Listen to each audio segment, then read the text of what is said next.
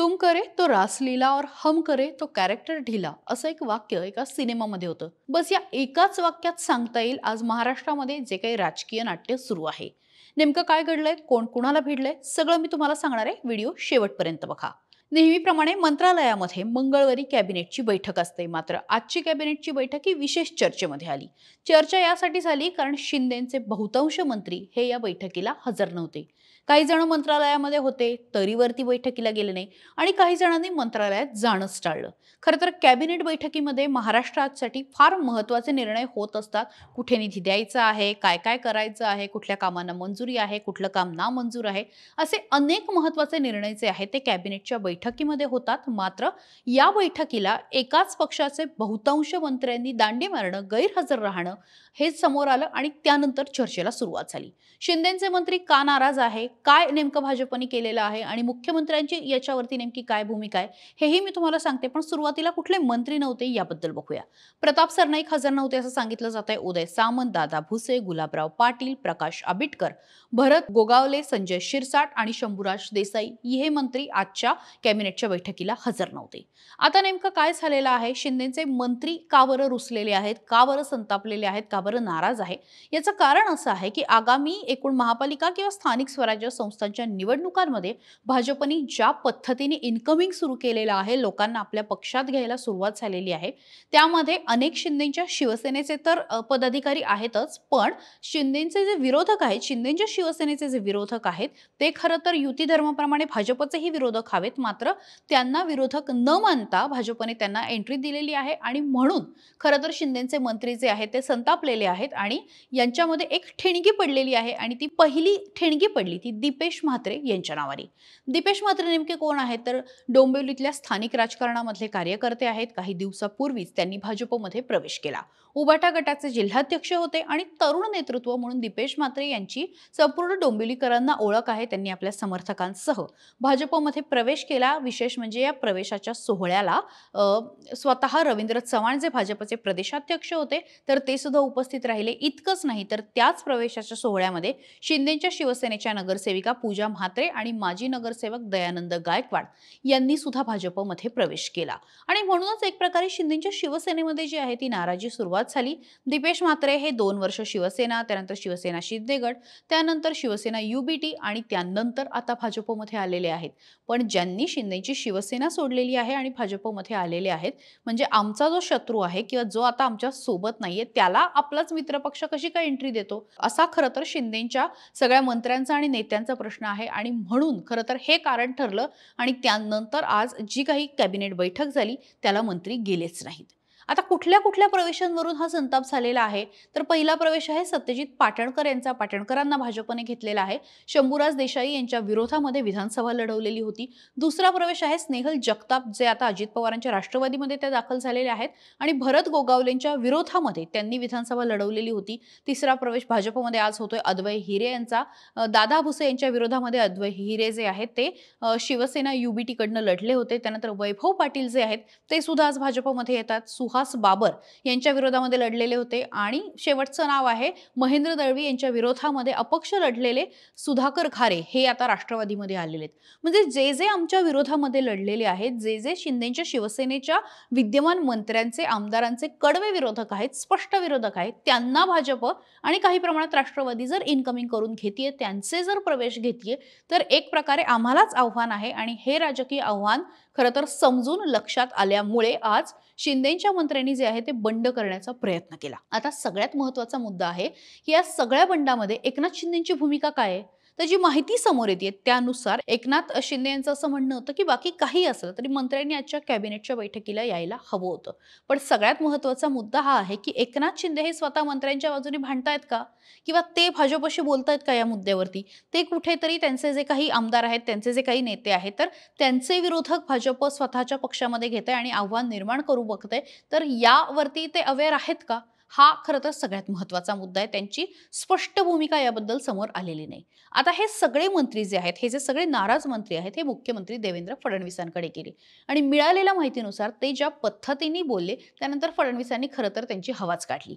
हे सगळे मंत्री आणि फडणवीसांमध्ये त्यानंतर बैठक झाली. त्याचीही माहिती खरं तर चंद्रशेखर बावनकुळे यांनी माध्यमांसमोर दिली. मात्र फडणवीसांनी स्पष्टपणे त्यांचं सगळं ऐकून घेतल्यानंतर म्हटलं, की उल्हासनगरमध्ये तुम्ही सुरुवात केली. म्हणजे उल्हासनगरमध्ये पहिल्यांदा भाजपच्या नेत्यांचा, भाजपच्या स्थानिक पदाधिकाऱ्यांचा शिवसेनेच्या शिंदेंच्या पक्षामध्ये प्रवेश झाला. त्यामुळे तुम्ही केलं तर आम्ही चालवून घ्यायचं का? आणि भाजपने गेलं तर चालत नाही का? अशा पद्धतीचा स्पष्ट प्रश्न जो आहे तो मुख्यमंत्री फडणवीसांनी शिंदेच्या नेत्यांना विचारला आणि एक प्रकारे शिंदेचे नेते जे आहेत ते शांत झाले. त्याच्यावरती फार आर्ग्यू करू शकले नाही. आता पुढचा मुद्दा आहे, की शिंदे सेना का बरं रुसलेली आहे? तर डोंबिवलीमध्ये मी जसं म्हटलं, की दीपेश म्हात्रे यांचा प्रवेश झालेला आहे. असा वेगवेगळ्या ठिकाणी प्रवेश झालेला आहे आणि एक प्रकारे ज्याचं तिथे साम्राज्य आहे, जे तिथे स्थानिक नेते आहेत, त्यांच्याच विरोधामध्ये भाजप कुठेतरी ताकद देतीये का? हा सुद्धा प्रश्न आहे. त्यांचं म्हणणं आहे, की भाजप युती धर्म पाळत नाहीये. दुसरी गोष्ट म्हणजे शिंदेच्या नेत्यांचा जो निधी आहे, तो कमी त्यांना दिला जातो. शिंदेच्या आमदारांना निधी कमी दिला जातो. तिसरा त्यांचा जो मुद्दा आहे, की भाजप विरोधकांना स्थान देते आणि चौथा मुद्दा असा आहे, की पालकमंत्र्यांना, जे विशेषतः शिंदेच्या शिवसेनेचे पालकमंत्री आहेत, त्यांचा निधी अनेकदा आमदार थेट वळवतात. पालकमंत्र्यांना विचारात घेतलं जात नाही. अतिशय गंभीर असे हे आरोप आहेत आणि मागच्या काही महिन्यांपासून महायुतीमध्ये सगळं काही आलबेल नाही किंवा अशा पद्धतीची काहीशी खदखद आहे. भाजप ज्या पद्धतीने तिथे स्वतःचं स्वामित्व प्रस्थापित करू बघतंय, तर ते बघता कुठेतरी ही कुजबूज होती. मात्र आज हे स्पष्टपणे समोर आलेलं आहे. पुढचा मुद्दा आहे, की रवींद्र चव्हाण हे निशाण्यावरती आहेत. सध्या भाजपचे प्रदेशाध्यक्ष आहेत रवींद्र चव्हाण आणि रवींद्र चव्हाण अतिशय आपण काय म्हणू शकतो, ताकदीने आणि कोणालाही न जुमानता धडाधड प्रवेश करून घेत आहेत. त्यामुळे मुख्य नाराजी आहे ती रवींद्र चव्हाण यांच्याबद्दल आहे आणि त्यांना कुठेतरी ब्लेम करण्याचा प्रयत्न जो आहे तो शिंदेच्या शिवसेनेकडनं केला जातोय. विशेषतः चव्हाणांच्या कार्यपद्धतीवरतीच आक्षेप आहे. ते ज्या पद्धतीने शिंदेच्या शिवसेनेच्या विरोधकांचे प्रवेश करून घेत आहेत किंवा त्यांच्या पदाधिकाऱ्यांचे प्रवेश करून घेत आहेत, त्यावरनं कुठेतरी शिवसेना खिळखिळी होतीये आणि म्हणूनच रवींद्र चव्हाण यांची खरं तर तक्रार करण्याचा प्रयत्न जो होता तो शिंदेंचा फडणवीसांकडे होता. मात्र फडणवीसांनी त्यांना थेट आरसा दाखवला, की तुम्ही जे केलं ते जर चुकीचं आहे तर मग आम्ही करतो ते चुकीचं आहे. मात्र तुम्ही करता जर तुम्हाला योग्य वाटत असेल आणि ते जर आम्ही केलं तर तुम्ही त्याला चूक कशी म्हणता, असा थेट प्रश्न जो आहे तो फडणवीसांनी विचारला. यानंतरची पुढची घडामोड सुद्धा तितकीच इंटरेस्टिंग आहे. उद्योगमंत्री असलेले उदय सामंत हे रवींद्र चव्हाणांच्या भेटीला गेले. उदय सामंत आज मंत्रालयात आलेच नव्हते. उदय सामंत हे त्यांच्या रायगड बंगल्यावरतीच होते आणि त्यानंतर उदय सामंत हे रवींद्र चव्हाण यांच्या भेटीला त्यांच्या निवासस्थानी गेलेले आहेत. खरं तर भाजप, राष्ट्रवादी काँग्रेस अजित पवार आणि शिवसेना एकनाथ शिंदे यांच्या तीनही पक्षांची महायुतीची समन्वय समिती आहे.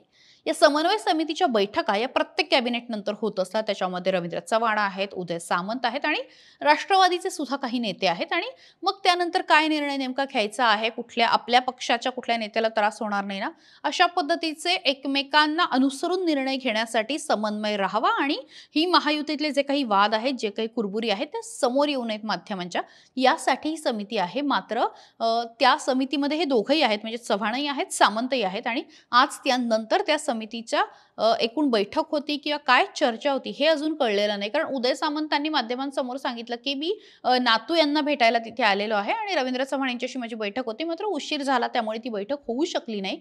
त्यामुळे उदय सामंतांनी ना खरं तर हे सगळं प्रकरण जे आहे ते सावरण्याचा प्रयत्न केला. मग त्यांनी सांगितलं, की योगेश कदम जे गृहराज्यमंत्री आहेत तर ते त्यांच्या मतदारसंघामध्ये आहेत. शंभूराज देसाई सुद्धा मुंबईमध्ये नाहीयेत. पण मग उरलेल्या मंत्र्यांचं काय? सामंतांना प्रश्न असा आहे, की जे मंत्री हे मंत्रालयात हजर होते, जे तिथे उपस्थित होते, ते वरती बैठकीला का गेले नाहीत? हा खरं तर मुद्दा आहे. मात्र उदय सामंतांनी अशी काहीही नाराजी नाही आणि आमचे काही मुद्दे असतील तर आम्ही एकनाथ शिंदेंना आणि देवेंद्र फडणवीस यांना मुख्यमंत्री या नात्याने या दोघांनाच सांगणार, त्यामुळे ते गेले. अशा पद्धतीने हे सगळं जे आहे ते सावरून घेण्याचा प्रयत्न केलेला दिसून आला.